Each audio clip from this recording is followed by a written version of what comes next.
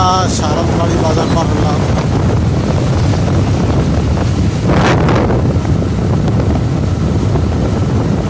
সামনে যাচ্ছি রামচন্দ্রপুর বাজার, না সে রামচন্দ্রপুর বাজার সামনে।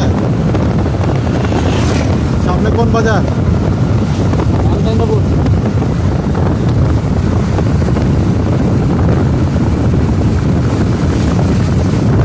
রামচন্দ্রপুর বাজার মাইল ফলক। অত্র অঞ্চলের মধ্যে রামচন্দ্রপুর বাজারটা বড় এবং আমরা যেদিকে রাস্তাটা পাইলার দিকে গেল সেদিকে না যে ঠিক তার উল্টা দিকে আসছি। আর এই রাস্তাটা যে রাজশাহী বাইপাস, যে খড়খড়ি বাইপাস নামে পরিচিত, ওই জায়গাটা অনেক সুন্দর।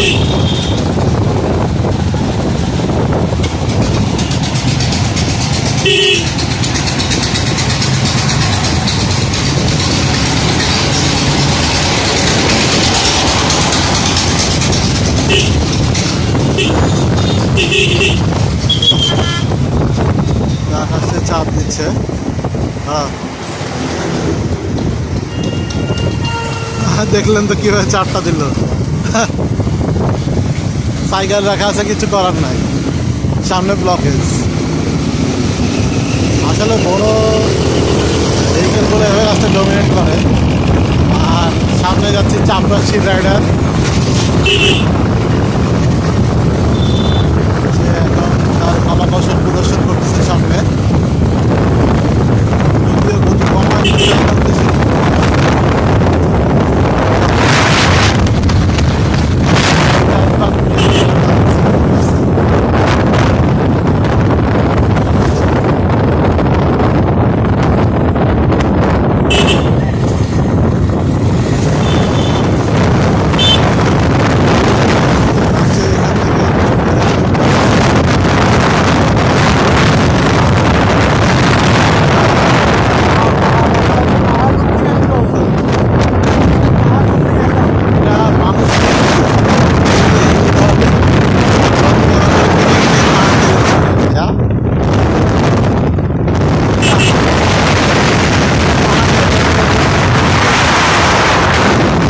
উচ্চতা মোটামুটি 20 ফিট বা 35 ফিট 40 ফিট পর্যন্ত টিলা কাউন্ট করা হয়।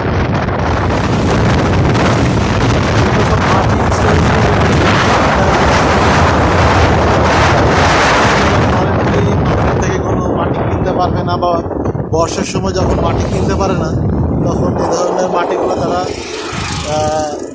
যখন পায় বেশি করে কিনে নেয়, নিয়ে এক জায়গায় স্টোরেজ করে রাখে, যাতে তাদের ইমার্জেন্সি ব্যালেন্স হিসেবে তারা ইউজ করতে পারে।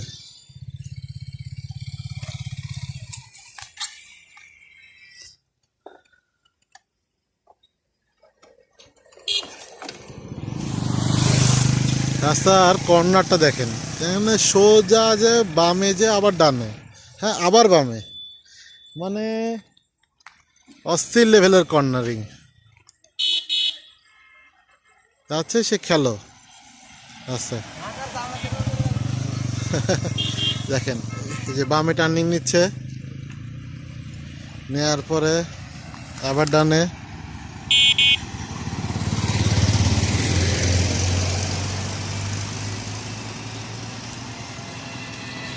আবার বামে, আবার ডানে।